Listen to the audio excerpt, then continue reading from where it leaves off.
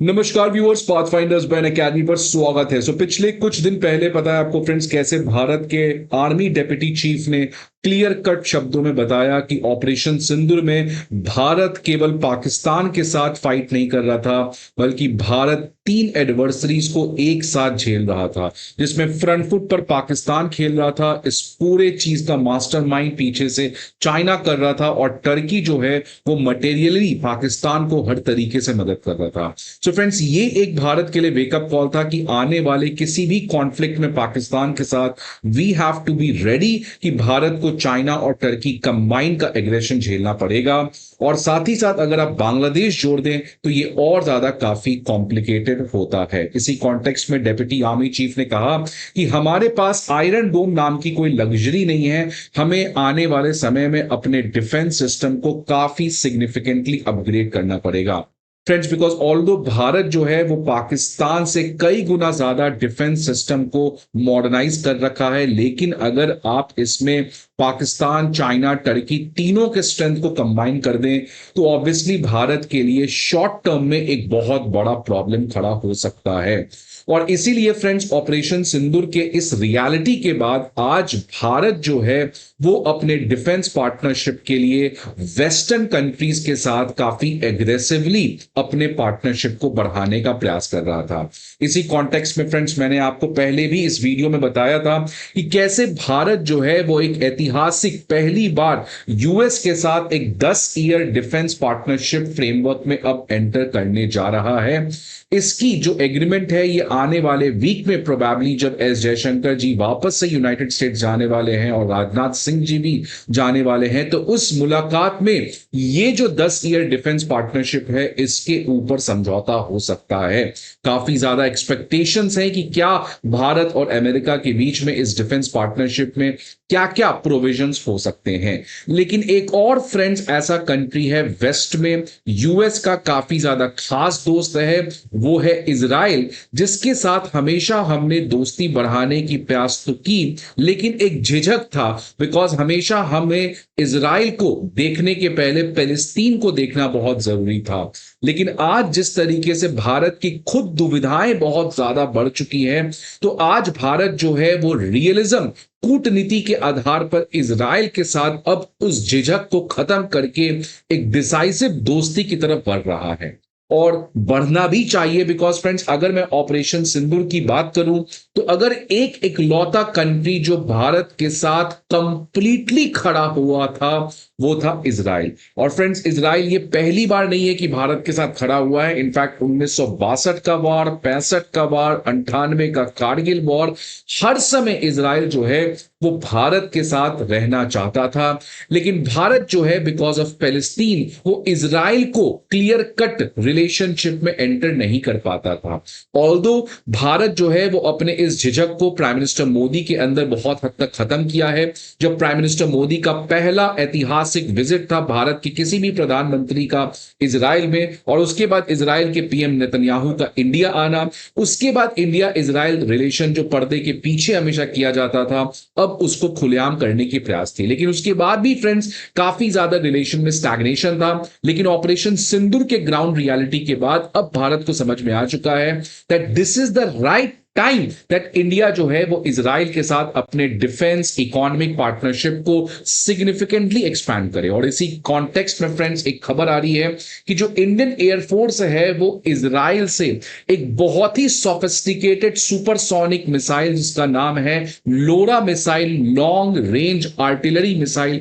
इसको एक्वायर करने जा रहा है। फ्रेंड्स, एक शब्द में मैं अगर इस लोरा मिसाइल की खासियत बताऊं तो ये इस समय वर्ल्ड का सबसे आधुनिक प्रिसिजन मिसाइल है। मतलब अगर आपको किसी भी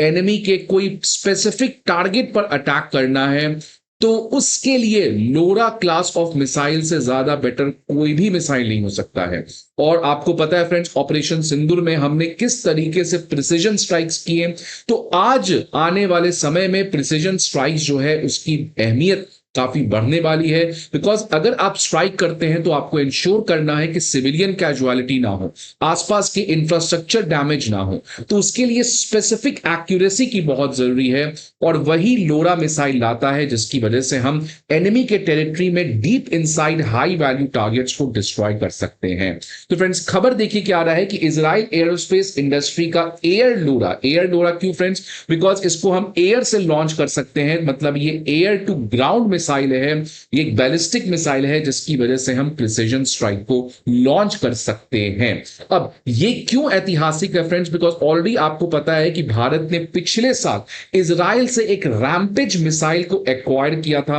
ये रैम्पेज मिसाइल भी सेम काम करता है, ये अगेन एक एयर टू ग्राउंड मिसाइल है, सुपरसोनिक स्पीड पे काम करता है और इसकी स्ट्राइकिंग रेंज जो है वो 250 किलोमीटर है।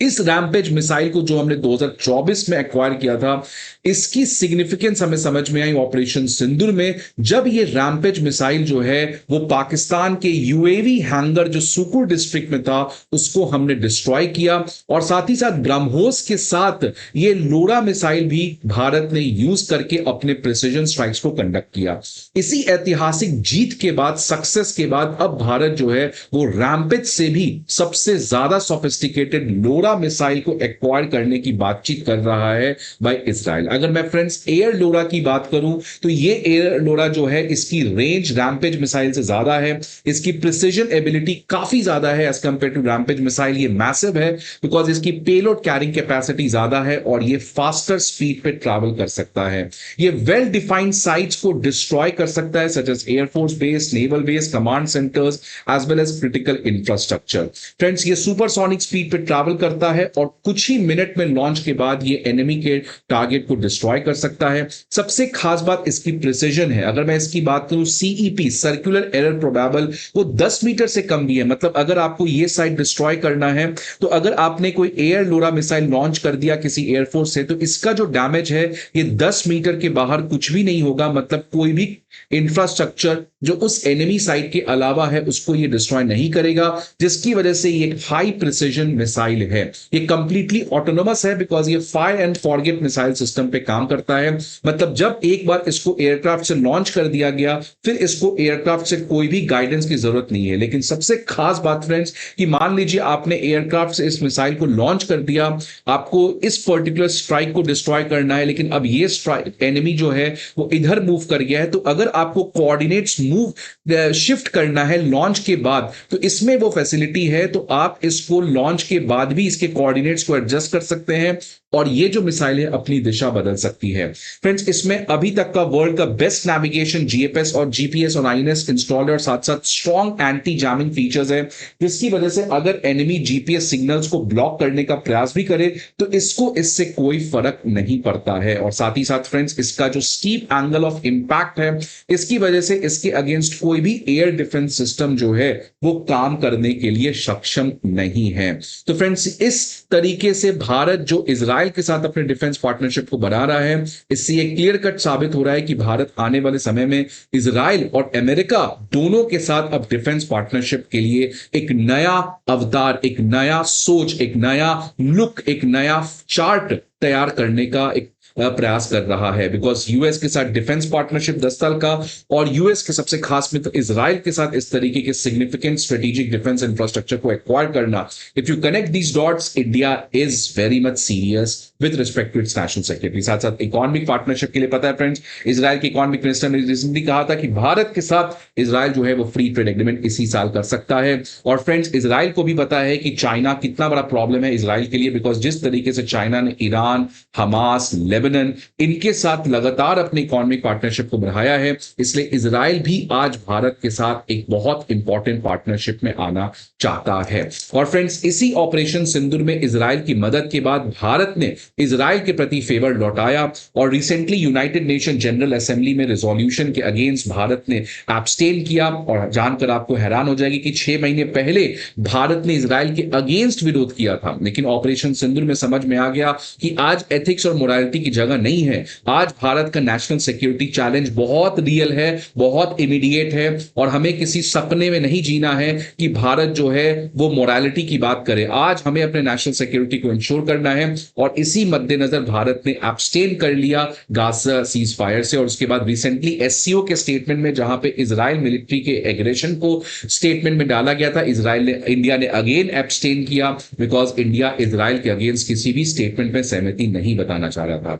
तो फ्रेंड्स, ये आज समझ में आ चुका है कि इंडिया अमेरिका और इजराइल के झिझक से हटकर इस रिलेशनशिप को बढ़ाना चाहता है। ऑल्दो ये सब अनप्रेडिक्टेबल पार्टनर्स हैं, लेकिन आज इनकी भी मजबूरी है, जिसकी वजह से शॉर्ट टर्म में इनका रिलेशन जो है वो काफी ज्यादा स्ट्रेंथन हो सकता है। सो फ्रेंड्स, ये भारत का काफी डेयरिंग स्टेप है। कैसे ये फिगर आउट करता है ये तो आने वाले समय पता चलेगा, बट आपके क्या व्यूज है please let me know in the comment box. I hope आपको ये वीडियो अच्छा लगे। See you again some other video, till then good bye and take care.